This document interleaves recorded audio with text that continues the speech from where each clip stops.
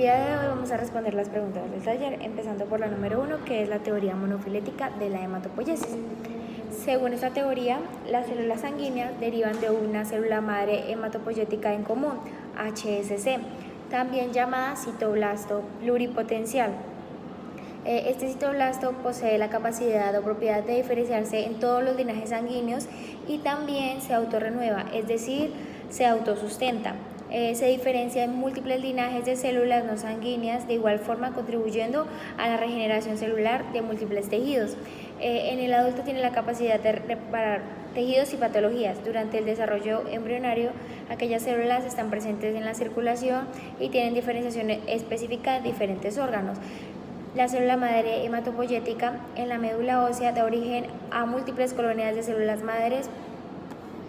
La hematopoiesis se inicia de una manera aparentemente aleatoria cuando las HSC individuales comienzan a diferenciarse en una de las células progenitoras restringidas en cuanto al linaje.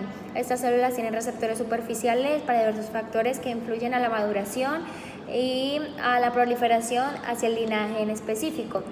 Ya respondiendo a la segunda pregunta, que es la histología del timo, entonces el timo se caracteriza por estar rodeado de tejido conjuntivo que contiene fibras de colágeno, fibroblastos, células plasmáticas, granulocitos y linfocitos, mastocitos, células adiposas, macrófagos y ya.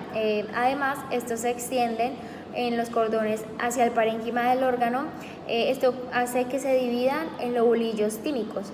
La cápsula y los cordones contienen vasos sanguíneos, vasos linfáticos eferentes y nervios, que también establecen dominios llamados lobulillos tímicos, que son casquetes corticales sobre porciones de tejido medular interno, muy retorcidos pero a la vez muy continuo.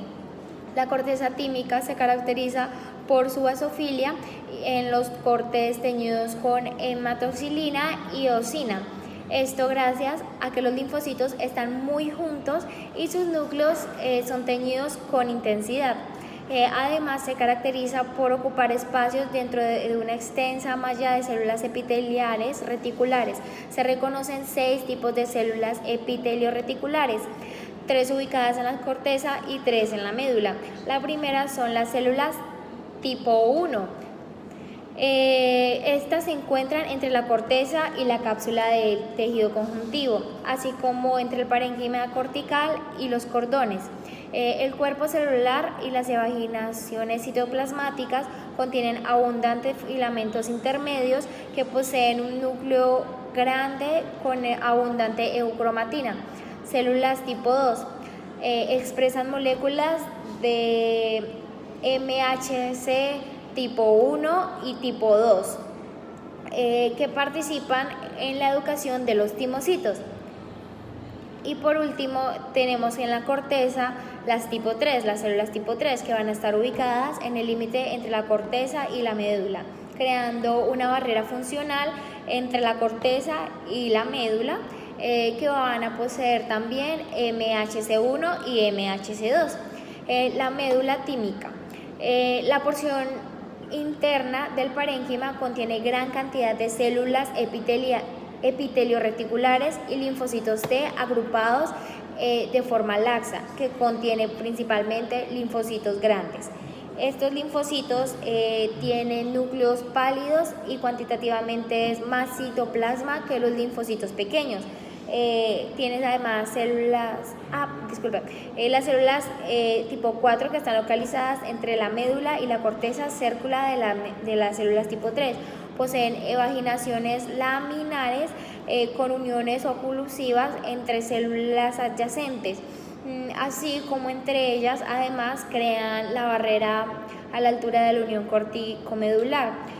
Tenemos las células epitelio-reticulares tipo 5, se distribuyen por toda la médula y las evaginaciones de las células adyacentes están unidas por desosomas para proporcionar el armazón celular de la médula y para compartimentarizar grupos de linfocitos. Sus núcleos presentan un marcado constante con con núcleos de linfocitos que se tiñen con gran intensidad. Células epitelio-reticulares tipo 6, que son ya las últimas, van a formar el rasgo más característico de la médula tímica, los corpúsculos químicos o también llamados corpúsculos de Hassel. Estos son masas aisladas de células epitelio-reticulares tipo 6, muy juntas, que van a estar dispuestas en forma concéntrica, que exhiben núcleos aplanados que contienen granos de queratohialina, haces de filamentos intermedios e inclusiones lipídicas del citoplasma.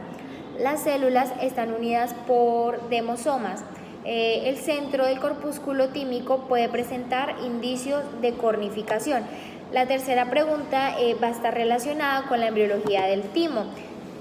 En este aspecto podemos ver que se desarrolla bilateralmente a partir de la tercera o muchas veces de la cuarta bolsa faríngea. Durante el desarrollo embrionario, el epitelio se invagina y el rudimiento tímico crece caudalmente como una proyección tubular del epitelio endodérmico en el mediastino del tórax. El extremo en avance prolifera y finalmente se desconecta del epitelio braquial. Las células progenitoras comunes linfoides de la médula ósea, cuyo destino es desarrollarse en linfocitos T inmunocompetentes, invaden el rudimiento epitelial y ocupan espacios entre las células epiteliales, de tal modo que el timo se transforma en un órgano linfoepitelial. El timo está completamente funcional al momento del nacimiento.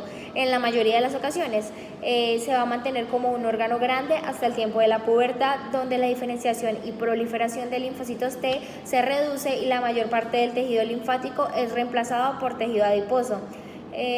Algo que conocemos como involución. El órgano puede ser reestimulado en situaciones que mandan una rápida proliferación de linfocitos T. La cuarta pregunta, que va a hacer referencia al que el timoma se va a desarrollar por las células epiteliales del timo, una neoplasia que produce una alteración en la sobreproducción de linfocitos T, es decir, que estos linfocitos se van a afectar estructuralmente, sucediendo así un aumento de su tamaño en sus núcleos, estos siendo más grandes y pues se van a ver más alargados. ¿Cómo se va a manifestar clínicamente? En algunos pacientes se va a presentar asintomáticos, como otros no, van a presentar síntomas torácicos como disnea, dolor, infección del tracto respiratorio superior, fatiga, pérdida de peso, tos o en algunos casos neumonía. En dado caso, si vamos a hacer un rayos X, se va a revelar un ensanchamiento del mediastino o pérdida del vaso claro o trastornal. Y ya como último punto, el tabique interauricular va a estar constituido por dos estructuras paralelas entre sí, septum premium y septum secundum. El septum premium se localiza al lado de la aurícula izquierda y presenta un orificio antero superior, ostium secundum. El septum secundum está situado al lado de la aurícula derecha, igualmente presenta un orificio de forma oval en posición postero-inferior, foramen oval. Al no conseguir topográficamente los dos orificios, se establece una comunicación virtual, cuyo orificio de entrada sería el foramen ovale en la AD y el de la salida, el OESO, el AI. Un defecto en el desarrollo de estas estructuras, bien sea por deficiencia, fenestraciones o la combinación de ambas, se va a dar lugar al defecto septal auricular de tipo OS. La comunicación interauricular se cataloga como cardiopatía de origen congénito ancianógena. En esta se ve afectado el tabique aséptico. Hay deficiencia del mismo, el cual es responsable de separar las aurículas, y estas ocasionan pues una libre comunicación entre la aurícula derecha y la aurícula izquierda. Además, cabe resaltar que dicha deficiencia se puede ubicar en cualquier parte del tabique. Su localización más frecuente es la región de la fosa oval. La CIA ocurre cuando el proceso de división no se produce por completo y queda una abertura en el tabique auricular. Por el contrario, cuando nos referimos al foramen oval, debemos basarnos en la vía intrauterina debido a que este es una abertura en la pared del tabique interauricular que funciona como adaptación, permitiendo el paso de sangre entre auricular derecha y aurícula izquierda. El foramen oval se cierra al momento del nacimiento tras respirar por primera vez. Esto ocasiona el acercamiento del septum primum contra el septum secundum, cerrando así el foramen oval. Cuando se fusionan ambos septos, deja un residuo del foramen oval llamado fosa oval. Después de haberse formado el corazón primitivo al inicio de la cuarta semana, este se va a dividir en 4 cavidades, 2 auriculares y 2 ventrículos, mediante la formación de los tabiques interauricular e intraventricular. El tabique intraauricular se constituye fundamentalmente tras el desarrollo de 2 membranas temporales, las cuales el primer septo y el segundo septo. Aparece como una partición media en la pared cefálica y dorsal de la aurícula primitiva. Su extremo con forma de media luna se extiende hasta el conducto auriculoventricular, manteniéndose una comunicación a través del ostium primum ubicado entre el SP, que es el segundo SEP, y los continentes o almohadillas endocárdicas. Justo cuando se va a producir la unión de estas 2 estructuras, desaparece el OP, se forma una nueva abertura en la posición cefálica del SP.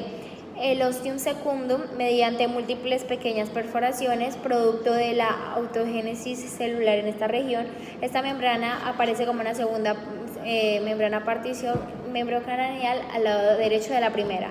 El SS como persecutor tiene forma de media luna creciente con un extremo abierto, el OS ubicado hasta la región inferior del seno venoso. Aun cuando el OS se pequeñece, conforme el SS crece durante las semanas quinta y sexta, no se cierra por completo, constituyendo el foramen oval. Las relaciones anatómicas entre la válvula venosa del Eustaquio, la fosa oval y el OS garantizan un flujo preferencial de sangre oxigenada hacia la aurícula izquierda, desde la aurícula derecha durante la vida fetal. Tras el nacimiento, el incremento en la presión del AIS responsable de la oclusión funcional de FO. El cierre anatómico definitivo tiene lugar hacia el tercer mes de vida, producto de la proliferación tisular y la adhesión del FP al borde izquierdo del SS. De todos modos, hasta en un 10 o 20% de la población dicha adhesión no se produce, condicionando la presencia de NFO permeable. Los tipos de CIA son CIA tipo 2, CIA tipo OP, CIA tipo seno venoso y CIA tipo seno coronario. La CIA tipo OS es la más común, siendo el 80% de los casos. Se encuentra ubicada en la zona de la fosa oval y se produce como consecuencia de la reabsorción excesiva de algunos defectos pequeños, más o menos de un hipodesarrollo del SS de frutos grandes. La CIA tipo OP es la segunda CIA en frecuencia, abarcando el 15%, la cual ocurre en alrededor de un 20% de los individuos con síndrome de Down. Es debida a la ausencia de función entre SP y los cojines endiomiocárdicos, lo que condiciona una OP permeable. Se localiza cerca de la luz cardíaca y se suele asociar a otros efectos como el cleft mitral, presencia de válvula auriculoventricular común y comunicación intraventricular desde otro punto de entrada. Este tipo de CIA será objeto de otra parte específica del curso. CIA citovenoso. Esta comprende un 5% de todas las CIAs y se sitúa en la parte superior, seno venoso superior más frecuente, o inferior, seno venoso inferior, que son las más raras. CIA cerca de la entrada de la cava superior o de la o respectivamente son consecuencias de la reabsorción incompleta del SV en la AB o de crecimiento insuficiente en la SS. Casi siempre existe una incorporación anómala de la vena cava correspondiente, de forma que ésta va a cabalgar sobre el día. Se acompaña con frecuencia de anomalías en la conexión venosa pulmonar. Es como la asociación a un drenaje venoso pulmonar derecho en las venas cava o en la AB. Y finalmente el CIA tipo seno coronario, que constituye menos del 1% de los casos. Esto es debido a la falta de techo a nivel del seno coronario o de alteración normal en el normal desarrollo del PCU. Se localiza en la parte anterior posterior del tío y se acompaña de la percusión de vena cava superior izquierda. Okay guys, and these were the answers of thank you very much for your attention. I hope you enjoyed this video. Until next time.